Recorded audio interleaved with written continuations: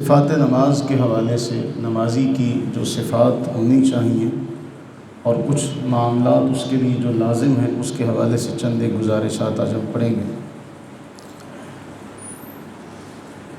سورہ مومنون کے آغاز میں اللہ جل وعلا ارشاد فرماتے ہیں کہ بے شک ایمان والے کامیاب ہیں۔ کون ایمان والے؟ الذین هم فی صلاتہم خاشعون۔ ان کا یہ وصف ہے کہ ان کی نماز میں خشوع اور خضوع ہوا کرتا ہے، یعنی ان کی نمازیں خشوع اور خضوع کے ساتھ ہوا کرتی ہیں۔ صاحب تفسیر مدارک نے لکھا کہ اس وقت ان کے دلوں میں اللہ تعالیٰ کا خوف ہوتا ہے جب وہ نماز پڑھنے لگتے ہیں، اور ان کے اعضاء ساکن ہوتے ہیں۔ یہ دو باتیں بہت اہم ہیں کہ جب وہ نماز پڑھتے ہیں تو پہلی بات کیا ہے کہ ان کے دل میں خوف ہوتا ہے۔ قرآن کریم میں اللہ تعالیٰ ارشاد فرماتے ہیں، بنی اسرائیل کا جہاں گائے والا واقعہ ذکر کیا، اس کے بعد فرمایا کہ ان کے دل بجائے اس کے کہ نرم ہوتے ہیں، ان کے دل سخت ہو گئے، ایسے جیسے پتھر ہوتے ہیں بلکہ پتھر سے بھی زیادہ سخت۔ پھر اس کے بعد اللہ نے پتھروں کے اوصاف بیان کیے کہ پتھروں میں بھی ایسے پتھر ہوتے ہیں جو اللہ کے خوف سے گر پڑتے ہیں، ان سے چشمے جاری ہو جاتے ہیں، جو اللہ کا خوف سے لرز کے گرتے ہیں، تو یہ تو پتھروں سے بھی گئے گزرے۔ تو یہاں فرمایا ان کے دلوں میں اللہ کا خوف ہوتا ہے۔ صاحب مدارک فرماتے ہیں ان کے اعضاء ساکن ہوتے ہیں۔ اعضاء ساکن ہونے کا معنی یہ ہے کہ وہ نماز میں پھر اپنے ہاتھوں سے کوئی ایسا معاملہ کہ کوئی اپنے بال صحیح کر رہا ہے، کوئی کیا کر رہا ہے، کوئی کیا کر رہا ہے، اس طرح کے پھر وہ حرکات نہیں کرتے، وہ نماز میں سکون اختیار کرتے ہیں۔ ہونا بھی یہی چاہیے کہ ہم کس کے سامنے کھڑے ہیں اس بات کو ذہن نشین کریں، اور ہمارے پھر یہ ہوتا ہے کہ ایسے ہی کام کرنے سے ہمارے ساتھ والے کی نماز بھی، اس کی توجہ بھی بڑھتی ہے۔ کبھی ہم ہاتھ یہاں کر رہے ہیں، کبھی کچھ کر رہے ہیں، کبھی کچھ کر رہے ہیں، تو ایسا کرنے سے ساتھ والے کی نماز بھی ہم نے خراب کی اور خود بھی ہم نے نماز میں سکون اختیار نہیں کیا۔ اللہ تعالیٰ نے جو ہمارے بارے میں صفات بیان کی، ہم نے خود اس کے خلاف کام کر لیا۔ اللہ تعالیٰ ہمیں نماز میں ایک تو خوف اور دوسرا سکون، یہ دونوں چیزیں نصیب فرمائے۔ پھر نماز میں ادھر ادھر توجہ کرنا، اس کے بارے ام عائشہ صدیقہ رضی اللہ تعالیٰ عنہ سے روایت ہے، جامع ترمذی کی 590 نمبر، رسول اللہ صلی اللہ علیہ وسلم ہوا اختلاس، یہ یختلسہ الشیطان، یہ جو بندے کا ثواب ہے، ایسا کرنے سے شیطان اس کا ثواب اچک لیتا ہے۔ اب ایک آدمی گھر سے نکلا ہے، اپنا وقت بھی نکال کر سارے معاملات ایک سائڈ پہ رکھ کے وہ اللہ کے گھر میں حاضر ہوا ہے، اب اگر یہاں وہ نماز میں ادھر ادھر دیکھتا رہا، اس کی توجہ ادھر ادھر ہو گئی، تو رسول اللہ صلی اللہ علیہ وسلم نے فرمایا کہ یہ تو شیطان پھر اس کی نیکیوں کا حصہ اڑا لیتا ہے، تو پھر اس کے پلے کیا رہ گیا؟ کچھ بھی نہیں ہوا۔ اس لیے ہمیں نماز میں اللہ تعالیٰ اپنی یکسوئی کے ساتھ اپنی عبادات کو کرنے کی توفیق عطا فرمائے۔ پھر اس کے بعد اگلا معاملہ، جب ہم تکبیر کہتے ہیں تو اس میں ہمیں رسول اللہ صلی اللہ علیہ وسلم کا جو سنت کا جو آپ کا طریقہ ہے، جو آپ کی سنت ہے، وہ حدیث پاک میں واضح طور پر ملتی۔ جامع ترمذی میں امام ترمذی نے باب باندھا نشر الاصابع عند التکبیر، کہ تکبیر کہتے ہوئے ہاتھوں کو ان کی اصل حالت پہ رکھنا، یہ نہیں ہے کہ ان کو ملایا جائے یا ان کو زیادہ کھولا جائے، یہ دونوں طریقے درست نہیں ہیں، بلکہ ان کو اپنی اصل حالت پہ رکھے گا، نہ انگلیوں کو ملائے گا اور نہ ان میں تفریق کرے گا، یعنی جیسے عام حالات میں ہوتی ہیں اسی طرح ان ہاتھوں کو رکھے گا۔ وَلَمْ يُفَرِّجْ بَيْنَ أَصَابِعِهِ وَلَمْ يَضُمَّهَا، نہ ان کو ملائے گا نہ ان کو کشادہ کرے گا۔ صحیح ابن خزیمہ حدیث نمبر 459۔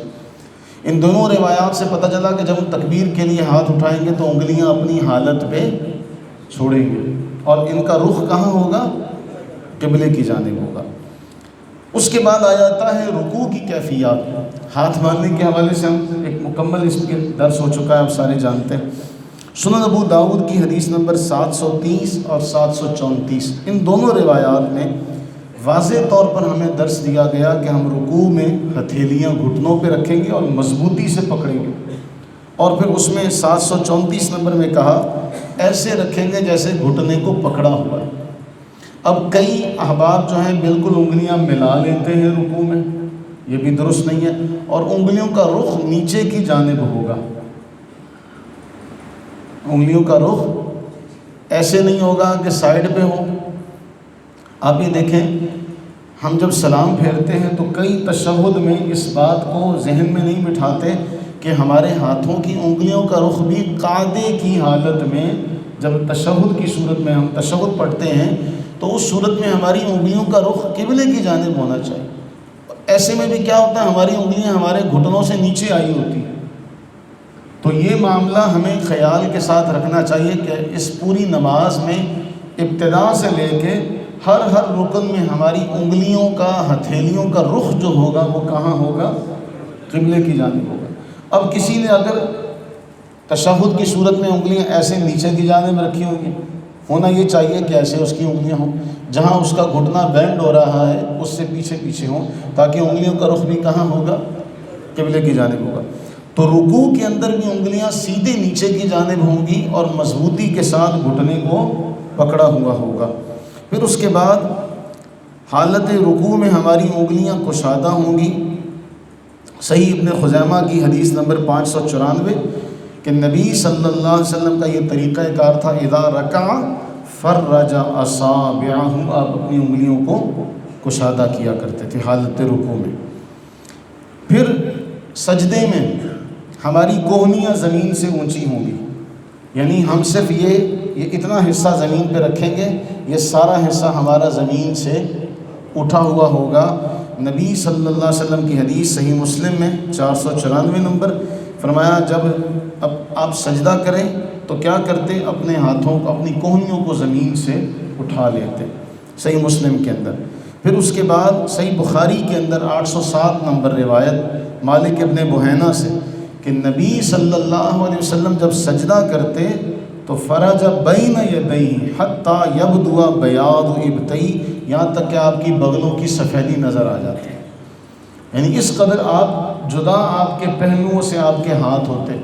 ہمارے ہاں بعض لوگ اس کا خیال نہیں کرتے اور بڑا جھک کے نیچے سے، اور عجیب سا ایک ان کا سجدے کا انداز ہوتا ہے۔ نبی صلی اللہ علیہ وسلم کا انداز سجدے میں، ایک تو آپ کی یہ جو حصہ ہے یہ علیحدہ ہوتا پہلوؤں سے، یہاں تک کہ بغلوں کی سفیدی نظر آ جاتی، اور کیفیت کیا ہوتی کہ آپ کا جو پیٹ ہے وہ زمین سے اتنا اونچا ہوتا۔ صحیح مسلم کی حدیث نمبر 496 حضرت سیدہ میمونہ رضی اللہ تعالیٰ عنہ بیان کرتی کہ رسول اللہ صلی اللہ علیہ وسلم جب سجدہ کرتے تو اگر بکری کا بچہ گزرنا چاہتا تو وہ گزر جاتا، اتنا نیچے خلا ہوتا تھا۔ اب کئی احباب جو ہے وہ بڑا نیچے جھک کر، یعنی اپنے رانوں کے ساتھ اپنا پیٹ میں لا لیتے ہیں کہ بالکل جھکے ہوئے ہوتے ہیں، حالانکہ ایسا نبی صلی اللہ علیہ وسلم کے طریقے کے مطابق نہیں ہے۔ آپ علیہ السلام کا طریقہ کہ آپ زمین سے اتنا اونچا ہوتے کہ اگر بکری کا بچہ بھی گزرنا چاہتا تو وہ گزر جاتا۔ پھر رکوع اور سجدے میں ایک اور بڑا اہم معاملہ ہے، سنن ابو داؤد کی روایت نمبر 855، رسول اللہ صلی اللہ علیہ وسلم نے فرمایا لا تجزئ صلاۃ الرجل حتی یقیم ظہرہ فی الرکوع والسجود، کہ ہماری جو پیٹھ ہے یہ بالکل سیدھی ہونی چاہیے، یہ بالکل کئی سجدے میں ان کی ایسے بینڈ ہوئی ہوتی ہے کمر، یہ بھی درست نہیں ہے۔ اسی طرح رکوع کے اندر بھی صرف ہلکا سا ہاتھ نیچے کیے ہوتے ہیں، اس طرح نہیں۔ جب آپ مضبوطی سے گھٹنوں کو پکڑیں گے تو آپ کی کمر خود بخود سیدھی ہو جائے گی۔ اگر آپ صرف ہاتھ رکھیں گے تو پھر ہلکا سا خم آئے گا جو صحیح نہیں ہوگا۔ اگر آپ مضبوطی سے پکڑیں گے تو آپ کی کمر خود بخود، اللہ کے نبی علیہ السلام نے فرمایا اس شخص کی نماز ہی نہیں ہے جو رکوع اور سجدے میں اپنی کمر کو، اپنی پشت کو سیدھا نہیں کرتا۔ اب ان سب کے بعد ایک بڑا اہم معاملہ اور ایک اہم مسئلہ جو بھی پرسوں بھی ہمارے درس میں ہوا تھا، نبی صلی اللہ علیہ وسلم اور صحابہ کرام علیہم رضوان کی اس بارے میں احادیث طیبہ سے ایک مسئلہ واضح ہوتا ہے، اور میں نے آپ کو اس میں جمہور کا قول دکھایا تھا کہ وہ خود مانتے ہیں کہ جمہور کا قول یہ ہے ایک شخص امام کے ساتھ رکوع میں ملا تو اس کی وہ رکعت شمار ہوگی، اس کی وہ رکعت۔ اس میں ایک حدیث ہے، نبی صلی اللہ علیہ وسلم کے ایک صحابی انہوں نے ایسا کیا کہ صف کے پیچھے سے ہی، صف کے پیچھے سے ہی اللہ اکبر کہہ کے نماز میں شامل ہوئے اور چلتے ہوئے صف میں آ کر ملے تھے۔ نبی صلی اللہ علیہ وسلم نے انہیں بعد میں فرمایا تھا اللہ تمہاری حرص کو زیادہ کرے کہ تم نیکی کے خواہش مند ہو لیکن دوبارہ ایسے نہ کرنا۔ اب اس کے تحت آپ کو یاد ہوگا، میں آپ کو دکھا دوں کہ ہم نے اس کے اوپر باقاعدہ ایک تفصیل سے ایک جمعہ ہم نے پڑھا تھا، اور وہ جمعہ ہمارا تھا 29 جنوری 2021 کو۔ اس پورے جمعے میں ہم نے اس حوالے سے جتنی روایات تھیں وہ ساری ذکر کی ہوئی ہیں، یہ سارا فیس بک پہ ہمارے پیج کے اوپر موجود ہے۔ اس میں وہ جس روایت کو غلط تشریح کے طور پہ اس کی انٹرپریٹیشن کرتے ہیں کہ نبی صلی اللہ علیہ وسلم نے اسے فرمایا دوبارہ ایسے نہ کرنا، تو وہ کہتے ہیں دوبارہ ایسے نہ کرنے کا معنی یہ ہے کہ آپ علیہ الصلوۃ والتسلیم نے فرمایا کہ ابھی دوبارہ اس طرح نہ کرنا، یعنی جس کی فاتحہ رہ گئی اس کی وہ رکعت بھی رہ گئی، تو حضور نے ایسا کرنے سے منع کیا۔ میں نے اس درس میں، اس لیکچر میں اہل حدیث مکتبہ فکر کے شیخ الحدیث جنہوں نے بخاری کی شرح لکھی ہے انہی کی زبانی اس حدیث کی شرح بھی ذکر کی ہے کہ اس کا معنی کیا ہے اور وہ خود کیا معنی بیان کرتے ہیں۔ یہ دو الگ الگ باتیں، تفصیل اس پیج پر موجود ہے اور ساری روایات بھی وہاں موجود ہیں تفصیل کے ساتھ۔ یہاں میں مختصر خلاصے کے طور پہ امام عبد الرزاق، امام بخاری اور امام مسلم رحمہم اللہ کے استاد گرامی، متوفی 211 ہجری، مصنف عبد الرزاق میں باب باندھتے ہیں باب الرجل یدرک الامام وہو راکع، ایسے شخص کے بیان میں جو امام کو حالت رکوع میں پائے اور امام کے سر اٹھانے سے پہلے رکوع میں شامل ہو جائے تو وہ کیا کرے گا۔ اس میں جو پہلی حدیث لے کر آئے، پہلی روایت لے کر آئے 3359 نمبر حضرت عطا سے۔ حضرت عطا فرماتے ہیں اذا دخلت المسجد، جب تم مسجد میں جاؤ اور امام حالت رکوع میں ہو، امام حالت تو تم تکبیر کہو، اگر امام کے سر اٹھانے سے پہلے تم رکوع میں شامل ہو گئے تو تمہاری وہ رکعت ہو جائے گی، اور اگر امام نے تمہارے رکوع میں جانے سے پہلے سر اٹھا لیا تو پھر پھر اس کو تم فلا تعتدھا، پھر اس کو تم گنو گے، پھر اس رکعت کو شمار نہیں کرو گے۔ اگر رکوع میں مل گئے، تمہاری پشت امام کی پشت سے مل گئی، تمہیں رکوع مل گیا تو تمہاری وہ رکعت مانی جائے گی۔ ایک روایت 3361 اس میں حضرت سیدنا عبداللہ ابن عمر رضی اللہ تعالی عنہما فرماتے ہیں اذا ادرکت الامام راکعا، کہ جب تو امام کو رکوع کی حالت میں پائے، فرکعت قبل ان یرفع، اور تو امام کے سر اٹھانے سے پہلے رکوع میں چلا گیا، فقد ادرکتا، تو نے رکوع پا لیا، رکعت پا لی، تو نے رکعت۔ وَإِن رَفَعَ قَبْلَ أَن تَرْكَعَ، اور اگر تیرے رکوع میں جانے سے پہلے امام نے سر اٹھا دیا، فقد فاتتکا، پھر وہ رکعت تیری فوت ہو گئی، پھر وہ رکعت تیری۔ امام عبد الرزاق۔ اس کے بعد اگلی روایت مصنف عبد الرزاق کی 3372 نمبر حضرت عبداللہ ابن مسعود رضی اللہ تعالی عنہ سے، وہ فرماتے ہیں من فاتہ الرکوع فلا یعتد بالسجود، جس کا رکوع فوت ہو گیا تو پھر وہ اس کو شمار، رکعت کو شمار، پھر اس کی رکعت نہیں مانی جائے گی، پھر اس کی رکعت نہیں مانی جائے گی۔ اس کے بعد آگے چلتے ہیں، جامع ترمذی کی ایک روایت ہے، میں یہ ساری مصنف عبد الرزاق میں اور مصنف ابن ابی شیبہ میں پورا ایک چیپٹر ہے، طویل چیپٹر، وہ ساری روایات اس درس میں جو 29 جنوری کو 2021 کو ہوا تھا، اس میں یہ سب روایات جو میں آپ کے سامنے اس وقت دکھا رہا ہوں، یہ سب روایات اس میں ہم نے بیان کی ہیں، لیکن اس وقت اس کا وقت نہیں ہے میں وہ ساری روایات آپ کو سناؤں، ان کا میں نے خلاصہ آپ کے سامنے رکھ دیا۔ سر دست جامع ترمذی کی روایت نمبر 591، حضرت معاذ ابن جبل رضی اللہ تعالی عنہ اس کو روایت کرتے ہیں۔ اس روایت کے تحت امام ترمذی نے لکھا، امام ترمذی فرماتے ہیں والعمل علی ھذا عند اہل العلم، اہل علم کا اس پر عمل ہے، اور اہل علم کہتے ہیں اذا جاء الرجل، جب کوئی شخص مسجد میں آئے، والامام ساجد، اور امام حالت سجدہ میں ہو، فلیسجد، تو آنے والے کو چاہیے کہ وہ تکبیر کہے اور سجدے میں شامل ہو جائے. وَلَا تُجْزِئُهُ تِلْكَ الرَّكْعَةُ، لیکن اس کو اب رکعت شمار نہیں کرے گا. اِذَا فَاتَهُ الرُّكُوعُ مَعَ الْإِمَامِ، جب امام کے ساتھ رکوع فوت ہو جائے گا تو پھر اس کو رکعت شمار. اس کا معنی ہے جب رکوع اس کو مل گیا تو وہ رکعت شمار کر سکتا ہے. اب اس میں ایک بڑی اہم بات، امام ترمذی نے فرمایا کہ اہل علم کہتے ہیں جب وہ سجدے میں پائے گا کیا کرے گا؟ پتہ کہتے ہیں بعض لوگوں نے کہا لَعَلَّهُ لَا يَرْفَعُ رَأْسَهُ فِي تِلْكَ السَّجْدَةِ حَتَّى يُغْفَرَ لَهُ. کہتے ہیں بعض اہل علم نے کہا وہ جو سجدہ اسے ملا اس سجدے سے سر اٹھانے سے پہلے اللہ اس کی بخشش فرما دے گا.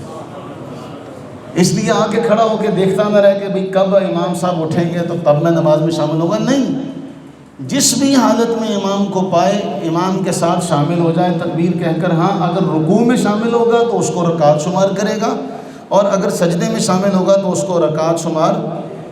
جامع ترمذی کی روایت، آگے چلتے ہیں. سلسلۃ الاحادیث الصحیحہ کی روایت ہے 1188 نمبر، شیخ البانی نے اسے نقل کیا. کہتے ہیں اذا وجدتم الامام ساجدا، جب تم امام کو حالت سجدہ میں پاؤ تو فسجدو، سجدہ کرو. او راکعاً، اور اگر رکوع میں پاؤ تو رکوع کرو، اگر کھڑا ہوا پاؤ تو کھڑے ہو جاؤ. لیکن اگر تم امام کے ساتھ رکوع میں مل جاؤ تو اس کو رکعت شمار کرو، اور اگر امام کے ساتھ رکوع میں نہ مل سکو تو پھر اس کو رکعت شمار نہ کرو. یہ سلسلۃ الاحادیث الصحیحہ کی روایت ہے، سلسلہ احادیث صحیحہ کی روایت ہے. اب میں اس میں ترجمہ انہی کا اہل حدیث مکتبہ فکر کی ویب سائٹ کے اوپر جو ترجمہ ہے وہ ترجمہ بھی آپ کے سامنے ذکر کر دوں کہ سلسلۃ الاحادیث الصحیحہ اور سلسلۃ الاحادیث الصحیحہ کی روایت نمبر ہے 1188 اور 696. سیدنا ابن مغفل فرماتے ہیں کہ نبی صلی اللہ علیہ وسلم نے فرمایا جب امام کو سجدے کی حالت میں پاؤ تو اس کے ساتھ سجدہ کرو، اگر رکوع کی حالت میں پاؤ تو اس کے ساتھ رکوع کرو، اگر قیام کی حالت میں پاؤ تو اس کے ساتھ قیام شروع کرو، لیکن جب تک رکوع نہ ملے اس وقت تک سجدوں کا کوئی اعتبار نہ کرو. معلوم ہوا جب رکوع ملے گا تو رکعت. اب یہ کیا ہیں؟ احادیث طیبہ ہیں. یہ کیا ہیں؟ اب اور کمال یہ ہے کہ میں نے اس میں آپ کو سلسلۃ الصحیحہ کی روایت بھی سنائی اور جامع ترمذی کی روایت بھی اس وقت آپ کے سامنے انہی کا ترجمہ جامع ترمذی کی روایت نمبر 591 کا. کہتے ہیں اسی پر اہل علم کا عمل ہے. یہ لوگ کہتے ہیں جب آدمی آئے اور امام سجدے میں ہو تو وہ بھی سجدہ کرے، لیکن جب امام کے ساتھ اس کا رکوع چھوٹ گیا ہو تو اس کی رکعت کافی نہ ہوگی، اس کی رکعت کافی. اب یہ معاملہ واضح ہوا ان سارے احادیث و آثار سے کہ اگر کوئی شخص اس وقت آئے جب امام حالت رکوع میں ہو تو وہ شخص رکوع میں شامل ہو جائے گا اور رکعت شمار کرے گا، اور جب کوئی شخص آئے اور امام حالت ہے تو وہ سجدے میں چلا جائے لیکن اس کو رکعت شمار. اب یہاں سے ایک معاملہ جو ہوتا ہے، جو ہمارا مسئلہ تھا، ہم یہ کہتے تھے کہ جو فاتحہ پڑھنا ضروری ہے وہ امام کے لیے ضروری ہے اور تنہا پڑھنے والے کے لیے ضروری ہے. اگر مقتدی کے لیے بھی ضروری ہوتی تو کبھی بھی رکوع میں ملنے کی وجہ سے اس کی رکعت شمار. بات سمجھ میں آ گئی؟ اب اتنی ساری احادیث روایات آثار کے بعد، جس کو شیخ البانی صحیح بھی کہتے ہیں، جامع ترمذی کی روایت کو بھی شیخ البانی نے صحیح کہا، پھر سلسلہ صحیحہ میں بھی وہ روایت نقل کی، اور ان کے جو عرب کے علماء ہیں ان کی میں نے آڈیو بھی اس لیکچر میں دی ہوئی ہے جو 2021 میں ہوا تھا. ان سب کے بعد جو چیز آپ کو دکھانا چاہتا ہوں وہ یہ ہے، یہ دیکھیں ان کی ایک کتاب ہے اہل حدیث مکتبہ فکر کی. ہم اختلاف تو کر سکتے ہیں نا، ہم کسی کو گالی تو نہیں دے رہے، کسی کو برا تو نہیں کہہ رہے، لیکن معذرت کے ساتھ ان سب روایات کے مقابلے میں موصوف لکھتے ہیں کہ رکوع میں ملنے والے کا اس رکعت کو شمار کرنا، نیچے لکھتے ہیں رکوع کی رکعت کو شمار کرنا بہت بڑی غلطی ہے. رکوع کی رکعات کو شمار کرنا بہت بڑی غلطی ہے. کہتے ہیں رکوع کی رکعات کو شمار کرنا بہت بڑی غلطی ہے کیونکہ قیام نماز کا رکن ہے. اسی طرح سورہ فاتحہ پڑھنا بھی. اب مجھے بتائیے کیا یہ صراحتاً حدیث پاک کا انکار نہیں ہے؟ کیا یہ صراحتاً حدیث پاک کا انکار نہیں ہے؟ آپ کہہ رہے ہیں کہ یہ بہت بڑی غلطی ہے. کس کو کہہ رہے ہیں بہت بڑی غلطی؟ اتنے ساری احادیث پر عمل کرنے والے کے بارے میں آپ نے یہ کتاب میں بڑی آسانی سے لکھ دیا کہ جو رکوع والی رکعت کو رکوع میں ملنے کو رکعت شمار کرے وہ بہت بڑی غلطی کر رہا ہے.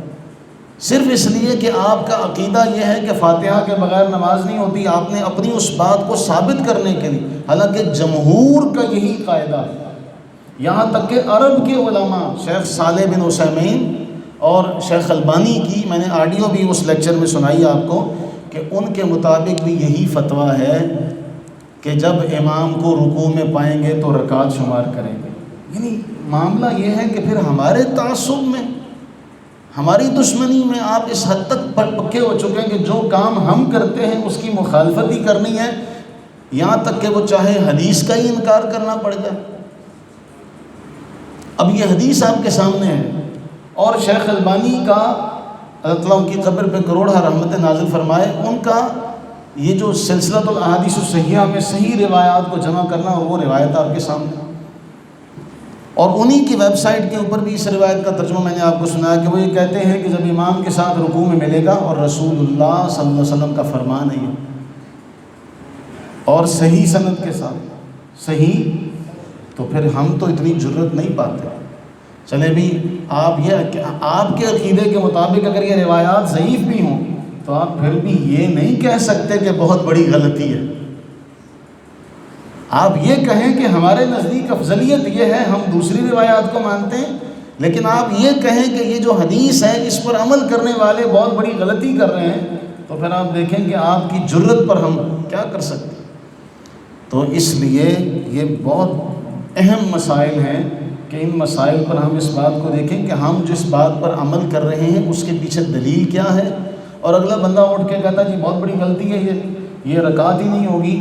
اس لیے آپ بچوں سے خاص طور پہ گزارش ہے کہ کم از کم آپ اپنے ان معمولات کو صحیح طور پر یاد رکھیں کہ کل کلاں کو کوئی اٹھے یہ ساری باتیں بتانے کے بجائے آپ کو کہے کہ یہ رکعت نہیں ہوتی اور آپ اس کی بات کو مان لیں، تو یہ ساری روایات کو کس کھاتے میں ڈالیں گے؟